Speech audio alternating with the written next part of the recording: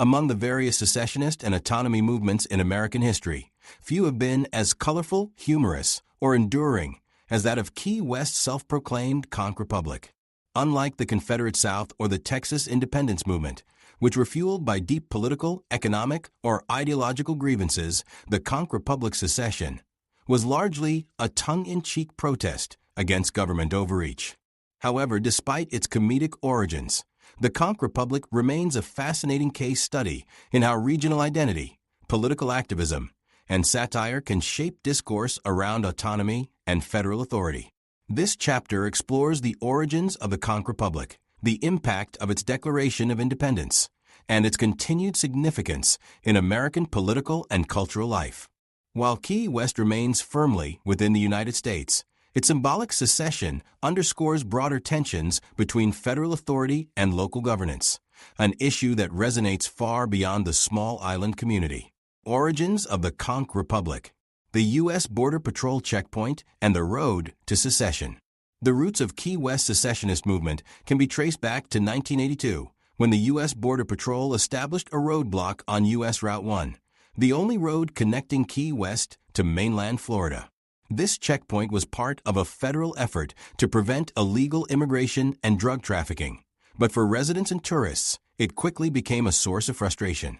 The roadblock resulted in long traffic delays and caused significant harm to the local economy, which was heavily reliant on tourism. Key West leaders and business owners petitioned the federal government to remove the checkpoint, arguing that it was unjustly treating Key West as if it were a foreign country. When these efforts failed, the city's leadership decided to take matters into their own hands in an unexpected and theatrical manner. The birth of the Conch Republic. On April 23, 1982, Dennis Wardlow, then mayor of Key West, held a public ceremony in which he declared Key West's independence from the United States. He proclaimed the formation of the Conch Republic, named after the locals' long-standing nickname, Conchs.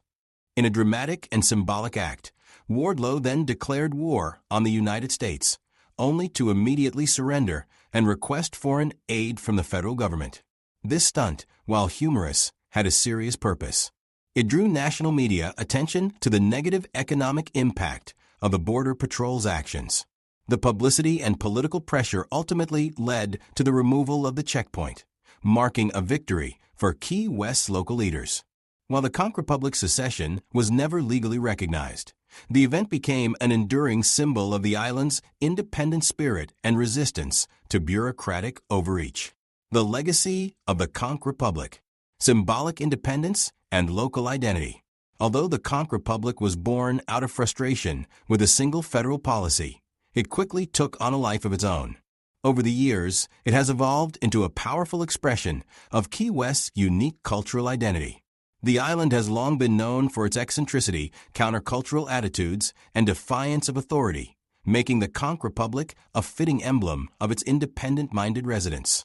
The Conch Republic is now celebrated annually with a week-long festival that includes parades, mock naval battles, and a reenactment of the original Declaration of Independence. The event attracts thousands of tourists and generates significant revenue for local businesses, effectively turning what began as a protest into an economic asset. The movement has also produced tangible symbols of independence, including Conch Republic passports, flags, and even a Conch Republic Air Force, a small fleet of privately owned planes that participate in the annual celebrations. While these elements are largely satirical, they serve to reinforce the community's identity and provide a means for residents to express their distinctive heritage. Political implications and autonomy movements. While the Conch Republic's secession was largely symbolic, it reflects broader concerns about federal intrusion into local affairs. The event served as a reminder of how small communities can leverage creative protest strategies to push back against policies perceived as unjust or overreaching. The success of the Conch Republic's protest in getting the Border Patrol checkpoint removed demonstrates that even symbolic acts of defiance can have real political consequences. Additionally, the Conch Republic has, at times, been invoked in serious political discussions about regional autonomy. Key West and the Florida Keys have unique economic and environmental concerns that sometimes put them at odds with state and federal policies. Calls for greater local control over issues such as taxation, environmental regulations, and tourism development occasionally surface, and the Conch Republic serves as a rhetorical tool for those advocating for more autonomy. The Conch Republic in popular culture. The Conch Republic story has been widely embraced in popular culture, appearing in books, documentaries, and travel guides. It has become a major draw for visitors to Key West, with local businesses marketing souvenirs and experiences that tie into the Republic's lore. The movement has also been featured in television programs and news reports, cementing its place as a humorous but meaningful example of American regionalism. One of the most fascinating aspects of the Conch Republic is its ability to blend humor with serious political critique. By framing their protest as a mock secession, Key West's leaders managed to garner national attention without alienating policymakers or provoking real hostility. This strategy of using satire as a form of protest has been replicated in other political movements, demonstrating the effectiveness of humor in activism. Lessons from the Conch Republic. The power of symbolic movements. The Conch Republic's success in achieving its goals highlights the power of symbolic acts in shaping public perception and policy. While traditional political activism often relies on petitions, lawsuits, or lobbying, the Conch Republic demonstrated that theatrical protests and humor can be just as effective in bringing attention to an issue. This approach has been echoed in other movements across the country. For example, the Republic of Molossia, a self-declared micronation in Nevada, operates in a similar spirit of satire and political critique. While such movements rarely achieve legal independence, they serve as valuable tools for questioning authority and sparking discussions about governance. Federal versus local authority. The Conch Republic's origins also reflect an ongoing struggle in American governance, the balance between federal authority and local control. The Border Patrol's decision to place a checkpoint on U.S. Route 1 was made with national security concerns in mind, but it had unintended consequences for a small community dependent on tourism. This case highlights the importance of considering local perspectives when implementing broad federal policies.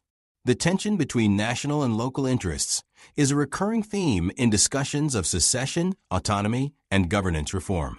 While Key West protest was resolved amicably, similar disputes in other parts of the country have led to prolonged legal battles or even violent confrontations. The role of identity in regional movements. The enduring legacy of the Conch Republic underscores the role of identity in regional autonomy movements. While economic and political factors often drive calls for independence, cultural identity is just as significant.